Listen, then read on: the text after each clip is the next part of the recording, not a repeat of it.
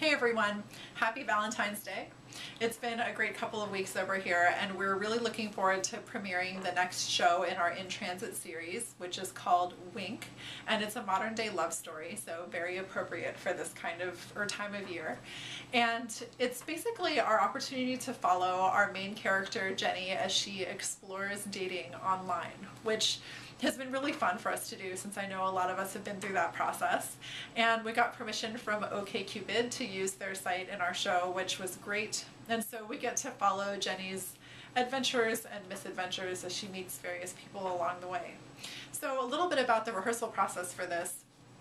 Before any show, we have several weeks of music-only rehearsals, and of course, because we're not all involved in every piece, Carol has the really tough job of making sure that we're all organized, that there's enough rehearsal time for everyone, and we're all in the same place at the same time. So hats off to Carol for looking at the brain bleed that is our collective calendar. And at the same time that that's happening, we're developing content for the show visually. So we have Rebecca Scallett, who has written a beautiful script for us to follow, and Robert Quinlan, who is helping to direct the show, which basically means that he is looking at the music, looking at the timing, looking at the visuals and the narrative, and making sure that everything pulls together in a way that really reads well and makes sense. So hats off to him for doing such a fabulous job.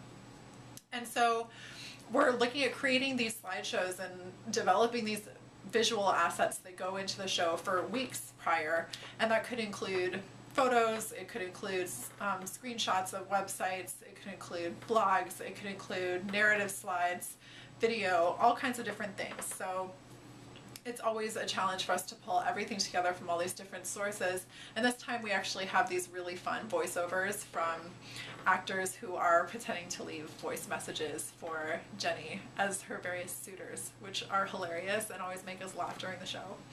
So once that is all done and then the music part is done, we start putting it together, and we really do maybe 3 or 4 full run-throughs of the show in order to make sure that the slides are timed well with the music, and Ross and Bob and Carol are sitting there at a table with scores and with multiple monitors going and multiple computers going to time everything out exactly right, make sure the transitions look good, make sure that what the musicians are doing on stage really feeds into the storyline, and that the transitions between the different pieces as we're changing the setup are seamless and as smooth as they can be.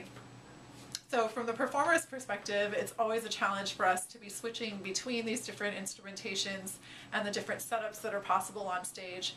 And especially for those of us, like on this show, I actually have to play flute and piccolo. So I've got flute and piccolo stands, my music, and all the different things I have to carry. So I have to think about, hey, where do I put my piccolo stand on the stage, you know, in order to make sure I don't trip over it later and that my piccolo is actually where I need it to be when I have to play it 2 pieces from now. So, you know, several details that have to be worked out, let's say. So it's really helpful that we have those multiple run-throughs to make sure that everything is actually in the right spot. And then, you know, of course, we tweak the slideshows as they go. So everything that we do is triggered out to certain parts of the music, which is why you see Carol there with a score. She's actually following along with the music so that what we can do on the stage is very much organic and happens in the moment. We're not playing to a click track or anything like that, and she's letting the moments happen and triggering them physically in real time, which is a great thing for us as performers to not have to worry about doing. So it's been really fun to see it all come together, and I think I'm going to leave you with a little clip of Martin Butler's American Rounds from one of our early run-throughs this week, and looking forward to seeing you in the next couple. Hope you have a great Valentine's Day, everyone.